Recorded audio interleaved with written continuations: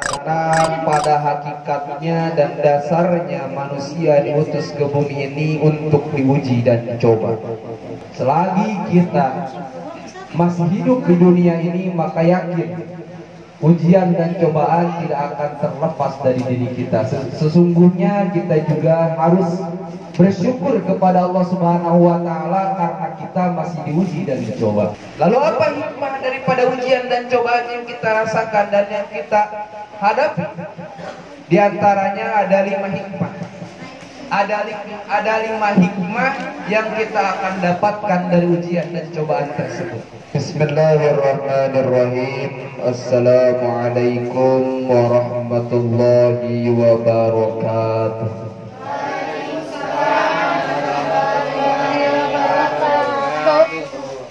Bismillah, alhamdulillah, alhamdulillahi wa kafa, wassalatu wassalamu ala rasulil mustafa wa ala alihi wa sahbihi ahli sidqi wal wafa. Allahumma fasalli wa sallim wa barik ala sayyidina Muhammadin wa ala alihi wa sahbihi ajma'in. Asyhadu an la ilaha illallah wa asyhadu anna Muhammadan abduhu wa rasuluhu la nabiyya ba'dah. Qala Allah ta'ala fil Qur'anil Karim wa huwa asdaqul qailin. Na'udzu billahi minasy syaithanir rajim. Bismillahirrahmanirrahim. Ahasiban nasu ayyutraku ayyaqulu amanna wa hum la yuftanun. Sadaqallahul adzim. Ilahi anta maqsud ridhaka matlub ba'dini mahabbataka wa ma'rifatak. Bismillahi masyaallah la yaslukul khairu illallah. Masyaallah la yasrifu su'a illallah. Masyaallah makana min ni'matin fa minallah. Masya Allah, la hawla wa la quwwata illa billahil aliyyil azim. Hadratul kiramul muhtaramin yang saya hormati, bil khusus untuk Ketua Yayasan Insan Bakti Pertiwi cabang Sumur Batu Al Ustadiyah.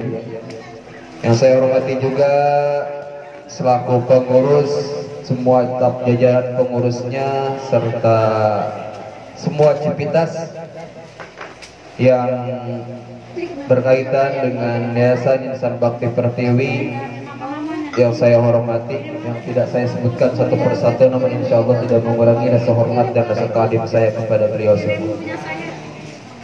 Hadirin jamaah rahimakumullah yang dirahmati oleh Allah Subhanahu wa Ta'ala. Puja, puji serta syukur kita panjatkan kehadirat Allah Subhanahu wa Ta'ala. Salawat beriring salam senantiasa tercurah limpahkan kepada junjunan alam Nabi termulia Habibana wa Nabiyana wa Maulana al-Karim Nabi besar Muhammad sallallahu alaihi wasallam. Tak lupa para keluarganya, para sahabat tabi'in atau tabi'atnya. Mudah-mudahan kita selaku umatnya senantiasa diakui dan mendapatkan syafaat di yaumil qiyamah nanti. Amin.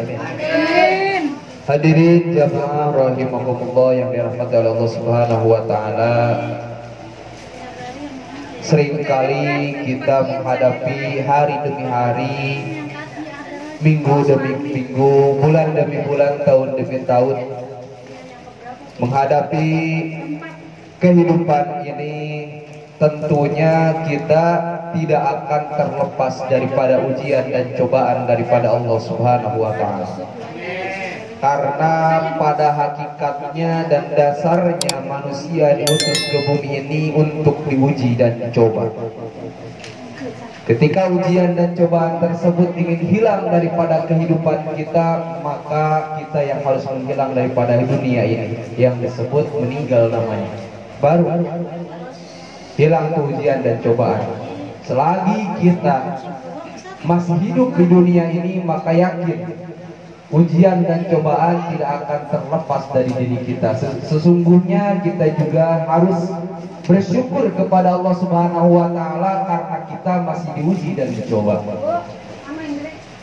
Kenapa kita harus bersyukur kepada Allah Subhanahu wa Ta'ala ketika kita diuji dan dicoba? Itu tandanya ketika kita masih diberikan ujian dan cobaan oleh Allah Subhanahu wa Ta'ala, tandanya kita masih dipercaya oleh Allah Subhanahu wa taala untuk hidup di dunia ini.